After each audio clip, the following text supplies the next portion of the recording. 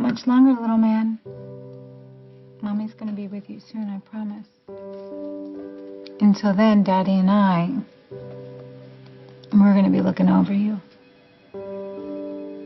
We're just waiting to hear from Silas, and he's waiting to hear about the test results, and as soon as we get those back from the lab, we'll know if the stem cell infusion worked. But so far, so good? Danny's not running a fever or showing any signs of rejection? Yeah, I think he's looking better than ever, actually. How are you doing? Well, aside from a couple of bruises from the IV lines, I'm fine. Oh, I have something that could help with your bruises. I mean, Molly does. She found something. I think it's organic. Well, you focus on Danny. Don't worry about me. But I would like to swing by the hospital and see my, well, your grandson, my donee.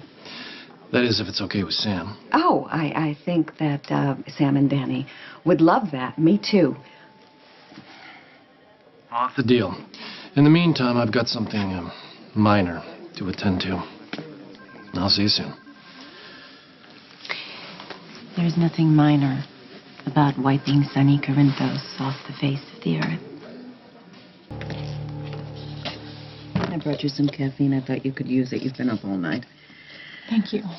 Oh, I can't wait until this is all over. It won't be much longer. I know, Mom, but he's a little boy, and there's this glass between us, like he's some sort of a museum piece. He is a really cute museum piece. I know, but I ache for him, you know? It's like a physical pain. Look, Silas is going to be here any minute. He's going to tell you that the treatment is working. And you know why? It's because of you. It's because you didn't give up. And it's because Derek showed up. He really came through for us. What did I tell you about meeting in public? If I could ever find you at the office, I wouldn't need to track you down in the lobby. Yes, well, I've been a little busy. Spending all your time at the hospital. Okay, just steer clear of the hotel, will you? That could prove to be a little difficult, now that I'm living here. Oh, the Quartermains finally show you the door. They did indeed. Well, you should have known that you wouldn't be able to make that last. Hey, let's skip the snide comments and just focus on our prime objective. Relieving Sonny Corinthos of his power and then his life. You're awfully bloodthirsty today. Well, someone's got to be. And you're obviously distracted. Relax. I've already reached out to Mr. Corinthos and fired the first shot. You sent Sonny flowers and a condolence card. What's next? A donation to Connie's favorite charity? Well, if you had it your way, you'd want me to order Sonny's execution. Isn't that the goal? Well, Sonny's a little too deeply dug in right now, a little too well protected. So we need to be methodical about this, dismantle him bit by bit. See, Connie's death has sent him into a spiral, so we need to gently help said spiral along until Sonny's ripe for the picking. Good. Sounds good. Let's do it. Patience, Ava. Oh, patience. Really, that's actually very funny coming from you. The longer we wait to strike, the more time Sonny has to regroup. He's weak now, Julian. We should move now. Okay, we need to wait. Just admit it. You've taken your eye off the prize. Instead of focusing on eliminating Sonny Corinthos, you're mooning over your long-lost family. Look, if the transplant works and Derek saves Danny, I will owe Derek for the rest of my life. The transplant is working. I know it. I don't want to jinx it, Mom. I don't. Okay. But I swear I would sell my soul to save Danny. I get it. I promise. It's just we're all holding our breath. I don't know how I would ever be able to repay Derek. Well, from what I know about him, I think your sincere thanks would suit him just fine. And from what you know, I mean, what's that supposed to mean? Nothing. I mean, I know that he's a formidable businessman. You know, maybe a little ruthless, but we've certainly seen his selfless streak and his interest in Danny above and beyond being his donor. By the way, he said he was going to come by and check on us. Yes, I'd be glad to see him. Me too. Me too. Wait a minute, because he's helping Danny? Or do you have other reasons to look forward to Derek's visit? Derek saved my grandson's life. Isn't that enough reason to look forward to seeing him? A reason, yes, but not the only reason.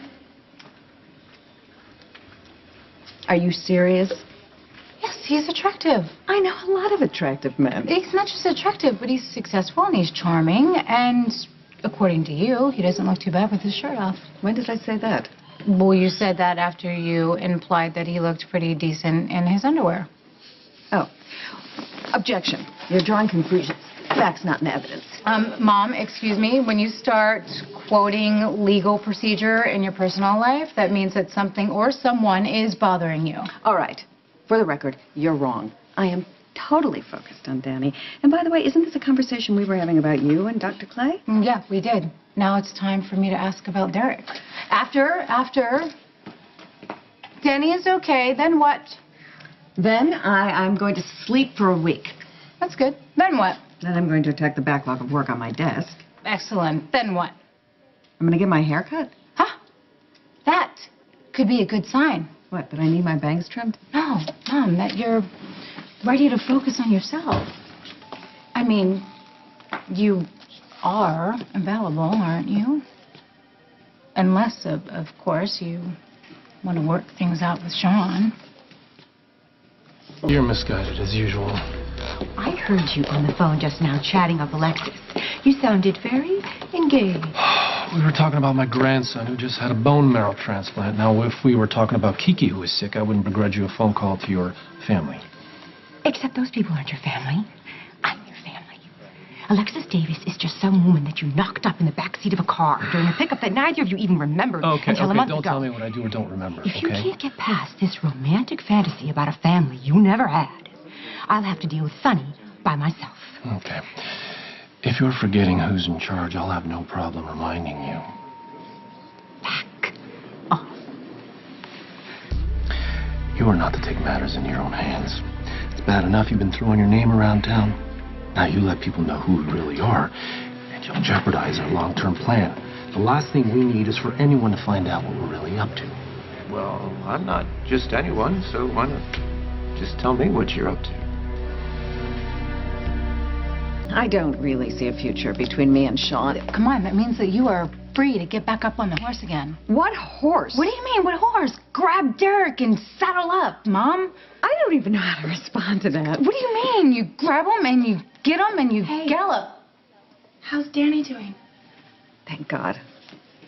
He is actually doing great. Look at he's pretty feisty right now. He's climbing up on those bars, ready to make a jawbreak.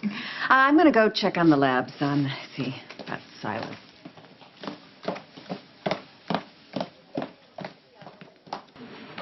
Should we get a room? We could indulge in pillow talk. You're always crazy about pillow talk. If I had a pillow, Franco, I'd smother you with it. Now, if you'll excuse Who's us... your friend?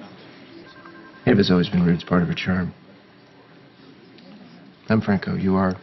Derek Wells. Another ex-lover. Is there no end to the list? Word to the wise. If she says she's the mother of your child, ask her a DNA test. Derek is a client. I'm brokering So why a all the very secrecy? Are you ashamed? You know, this is gripping, but I have an appointment to attend to. Well, we're not finished with our discussion. Yes, we are. Please, follow my instructions. This is really fun, Derek. We should do it again sometime soon. Where are you going? You leaving? We have nothing to discuss. No, of course we do. We have lots to talk about. We can talk about how you're going to make restitution for lying to me about Kiki all these years. Or better yet, why don't you tell me what the hell's going on with your client?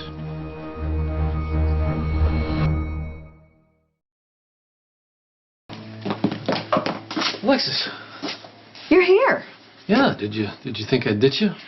No, it's not that you're a very busy man, and you've already done so much. It really wasn't necessary for you to come, unless, of course, you really wanted to come. And I wanted to be here. Oh. How's Sam doing?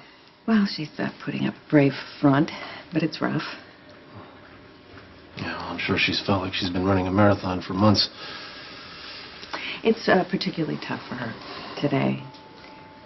She has Danny, and then, of course, it's her husband's birthday, Jason. He died almost a year ago. He's Danny's father.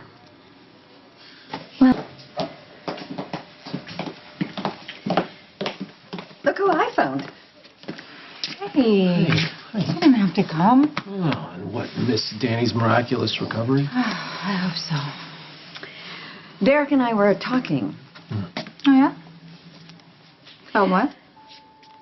We thought that maybe you could use a break, so we'd stay and watch Danny while you go get something to eat, take a walk. Yeah, take a little time for yourself.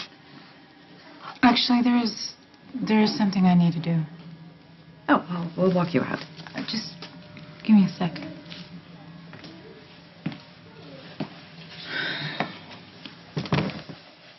Bye, little guy. Mommy will be back soon.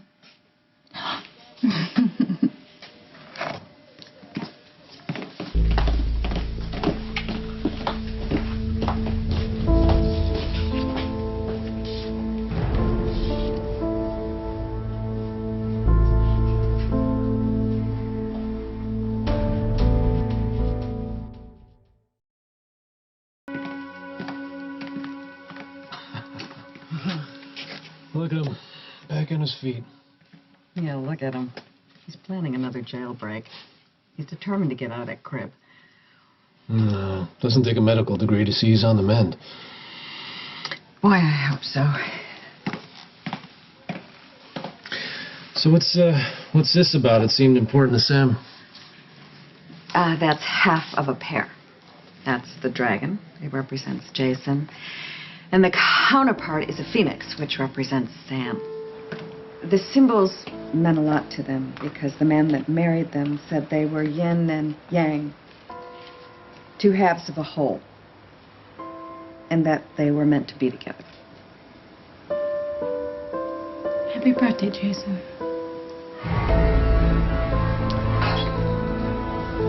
Jason?